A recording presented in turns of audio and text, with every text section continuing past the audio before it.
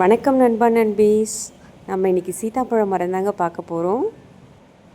பாருங்கள், பூ தெரியுதுங்களா? இப்படி தாங்க இருக்கும் சீத்தாப்பழத்தோட பூ.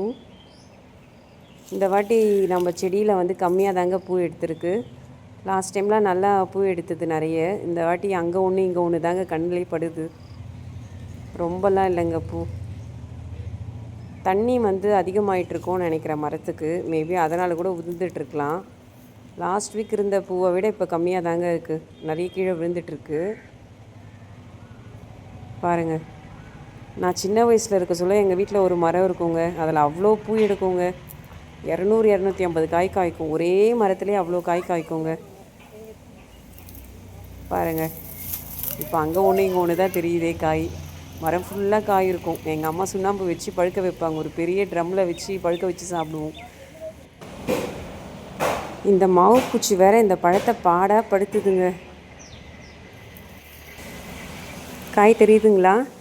ரொம்ப பெரிய சைஸ்லலாம் இல்லைங்க, திட்டமாக தாங்க இருக்குது சைஸ் கூட. நான் சின்ன வயசில் பார்த்த மாதிரி இல்லை, நல்லா பெருசு பெருசாக இருக்கும் நாட்டு சீத்தாப்பழமே. இப்போ மாவு பூச்சி தாக்குதல் அதிகமாக இருக்குங்க. அதனால் சைஸ் பெருசாக ஆகலை, திட்டமாக தான் இருக்குது. பூவும் உதிர்ந்து போகுது. நம்ம தோட்டத்தில் இருக்க 2 மரமே ஒரு 5 வருஷம் ஆன மரங்க. மரம் நல்லா செழிப்பாக தாங்க இருக்குது. நல்லா ஃப்ரெஷ்ஷாக இருக்குங்க. எப்போ பார்த்தாலும் அப்படியே பச்சை பசேல்னு இருக்கும் மரம். இந்த மாவு பூச்சி தாங்க போக மாட்டுது. தெரியுது பாருங்கள்.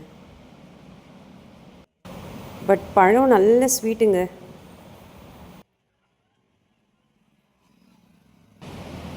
நீங்களும் உங்கள் வீட்டில் சீத்தா மரத்தை வைங்க ஃப்ரெண்ட்ஸ். இது நல்லா பூஸ்ட் பண்ணுங்க இம்யூனிட்டியை. ஸோ மிஸ் பண்ணாதீங்க அந்த பழத்தை. பாருங்கள், ஓரளவு தான் காய் பிடிச்சிருக்கு. நல்லா லீஃபெல்லாம் பார்த்தா நல்லா ஃப்ரெஷ்ஷாக இருக்குங்க. பழத்தில் மட்டும் இந்த மாவு பூச்சி விடவே மாட்டுது. ஃபஸ்ட்டு அறுவடை பண்ணிட்டோம் ஃப்ரெண்ட்ஸ். பாருங்கள், திட்டமான சைஸில் தான் இருக்குது பழம். நான் சின்ன வயசில் பார்த்த மாதிரி இல்லைங்க, நல்லா பெருசாக இருக்குங்க. ஆனால் ஸ்வீட்னஸ்லாம் பார்த்தா அந்த மாதிரி தான் இருக்குது. பட் ஒரு சைஸ் மட்டும் வரல. இந்த வீடியோ உங்களுக்கு பிடிச்சிருந்தா சேனலை சப்ஸ்கிரைப் பண்ணுங்கள் ஃப்ரெண்ட்ஸ். நெக்ஸ்ட் வேறு ஒரு பழமரத்தோடு நம்ம பார்ப்போம்.